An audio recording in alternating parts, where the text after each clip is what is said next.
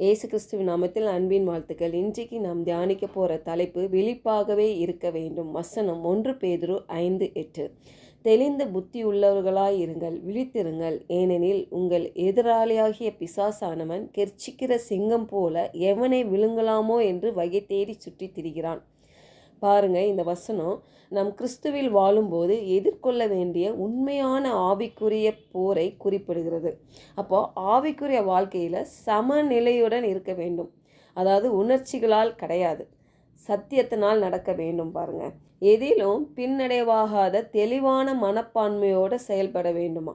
அப்போ விழிப்பு என்பது தினசரி ஆவிக்குரிய கவனிப்பையும் ஜெபத்தையும் குறிக்கிறது. நம்ம விழிப்பாக இருக்க வேண்டும் என்பது பாருங்க, அப்படியே கண்ணு முழிச்சிட்டு அப்படியே முழிச்சிட்ருக்கு அந்த விழிப்பு பற்றி பேசலது. விழிப்புன்றது நம்ம தினமும் நம்ம ஆவிக்குரிய வாழ்க்கை, அதாவது நம்ம எப்படி நடந்துக்கிறோம், காலையில் எந்திரிச்ச உடனே கடவுளை தேடுகிறோமா, இரவு படுக்கிறப்போ கடவுளுக்கு நன்றி சொல்லி படுக்கிறோமா, மற்ற நேரங்களில் கடவுளோடு நம்ம இணைந்திருக்கிறோமா, பேசி கொண்டு இருக்கிறோமா, எப்படி நம்ம கூட இருக்கிறவங்ககிட்ட பேசுகிற மாதிரி அவர் ஒரு பரிசுத்த ஆவியான ஒரு நபர் பாருங்கள், அவர் நம்மோடு வாசம் செய்கிறார், அவர்கிட்ட பேசிகிட்டு இருக்கோமா. ஒருவேளை பயங்கள், பிரச்சனைகள், போராட்டங்கள், கவலைகள் சூழ்ந்திருக்கும் போது அவர்கிட்ட சொல்லி பாருங்க. எபேசியர் 6:11 அந்த வசனத்தை பார்க்கலாம். நீங்கள் பிசாசின் தந்திரங்களோடு எதிர்த்து நிற்க திராணி உள்ளவர்களாகும்படி தேவனுடைய சர்வாயுத வர்க்கத்தையும் தரித்து கொள்ளுங்கள். பாருங்க, சர்வாயுத வர்க்கத்தை நம்ம என்ன பண்ணுமோ தரித்து கொள்ளணும். அப்போது நம்மளுக்கு போராட்டங்கள், பிரச்சனைகள், நம்ம சிந்தனைகள், வருகிற குழப்பங்கள், பயங்கள், பாருங்கள், இந்த பிரச்சனைகள் வரும் பொழுது நம்ம தேவனுடைய வார்த்தையை வைத்து அவனை எதிர்கொள்ள வேண்டும், அவனை மேற்கொள்ள வேண்டும் என்று இந்த வசனம் சொல்லுகிறது. அப்போது நம்ம எண்ணங்களில் தான் முதலாவது பிசாசு எதிர்க்கிறான் பாருங்கள். நம்ம எண்ணங்களில் தேவையில்லாத சிந்தனைகள், எதிர்மறையான சிந்தனைகள், பயத்தின் சிந்தனைகள், அப்புறம் கவலைப்படுகிற அந்த எண்ணங்கள் எல்லாவற்றிலும் பாருங்கள் என்ன பண்ணுறான், அந்த சிந்தனையில் தான் அவன் கை வைக்கிறான் பாருங்கள். அப்போது அந்த சிந்தனையில் என்ன பண்ணணும், நம்ம தேவனுடைய வார்த்தையை வைக்கணும் பாருங்கள். அந்த 40 நாள் தேவன் உபவாசம் இருந்து அதை முடிக்கிற நிலைமையில் பிசாசு என்ன வரான் கரெக்டாக அவர் சோர்வாக இருக்கிறாங்கன்னு தெரிஞ்சுட்டு அவன் பேசுகிறான் பாருங்கள். அப்போ தேவன் அந்த இடத்துல இயேசு கிறிஸ்து என்ன பண்ணுறாருன்னா வார்த்தையை வைத்து தான் அவனை மேற்கொள்ளுகிறார்.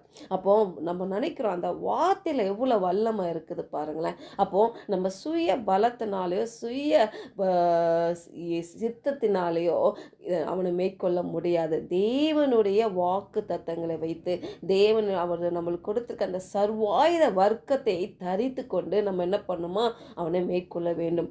பாருங்க, ஒரு தாவீது எப்படி ஒரு கோலியாத்தை மேற்கொண்டான். அவன் சிறிய தாவீதான், பெரிய கோலியாத்தை எப்படி அவன் மேற்கொண்டான்னா பாருங்க, தேவனோட அவன் வைத்திருக்கிற அந்த இணைப்பு, தேவன் மேலே அவன் வைத்திருந்த அந்த விசுவாசம் பாருங்க.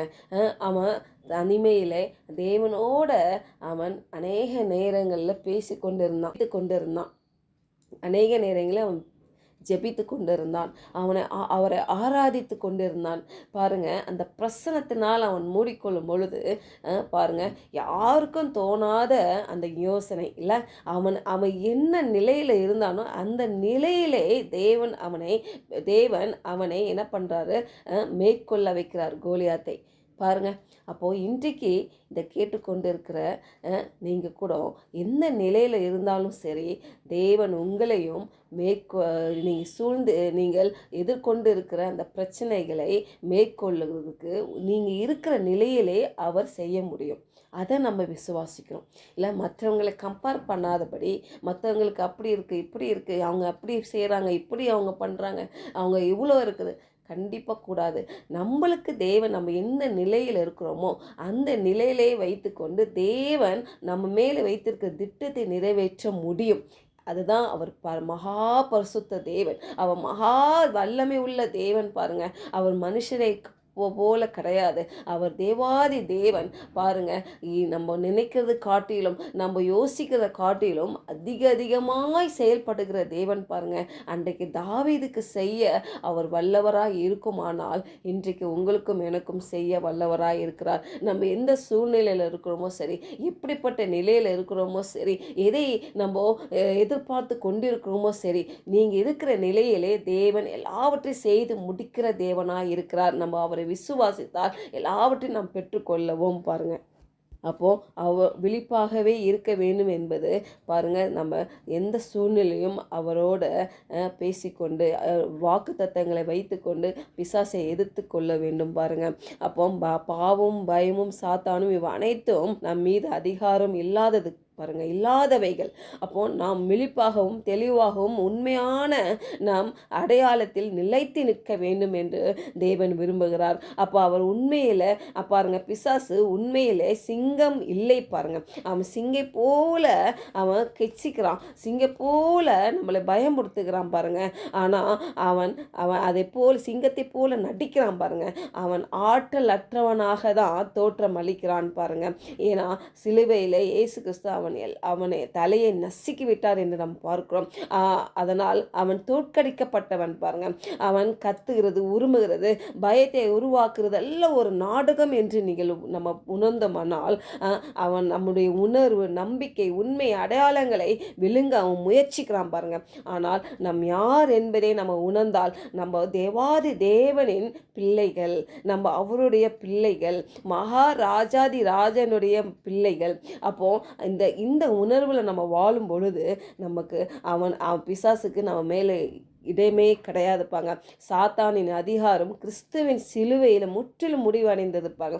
எனவே நாம் போராட வேண்டியவர்கள் அல்ல, நம்முடைய நிலையை பாதுகாக்க வேண்டியவர்கள். நம்ம எந்த நிலையில் இருக்கோமோ அதை நம்ம பாதுகாப்பாய் வைத்து கொள்ள வேண்டும் பாருங்க. தேவன் அப்படிப்பட்ட அந்த திறன்களை நமக்குள்ளாக வைத்திருக்கிறார். நம்ம விசுவாசித்தால் போதும், எல்லாவற்றையும் நடக்கும். எல்லாவற்றிலிருந்து தேவன் நம்மளுக்கு அந்த சூழ்நிலை மேற்கொள்ள அவர் உதவி செய்வார். ஜெபிப்போம். அன்பின் தகப்பனே, என் மனதையும் எண்ணங்களையும் ஆவியையும் தெளிவாக்கும் விழிப்புடன் உம்மை நம்பி வாழ என்னை அர்ப்பணிக்கிறேன். சாத்தானின் சூழ்ச்சிகளை நான் கண்டுபிடித்து அதை எதிர்க்கும் ஞானத்தையும் வல்லமையும் எனக்கு தரும்படி இயேசு நாமத்தில் ஜெபிக்கிறேன் நல்ல பிதாவே, ஆமென்.